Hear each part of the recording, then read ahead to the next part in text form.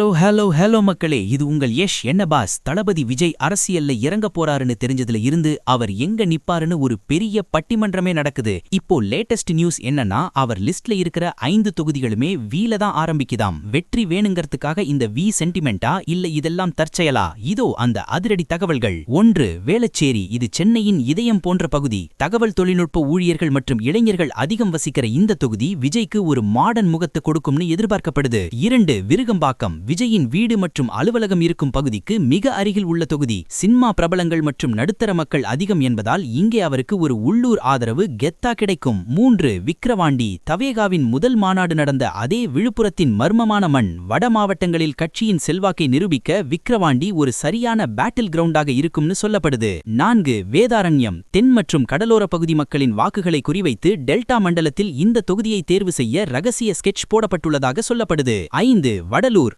ஆன்மீகம் மற்றும் வள்ளலாரின் சன்மார்க்கம் சார்ந்த இந்த தொகுதி விஜயின் மதச்சார்பற்ற அரசியலுக்கு ஒரு புதிய பரிமாணத்தை கொடுக்கும்னு அரசியல் விமர்சகர்கள் கணிக்கிறாங்க.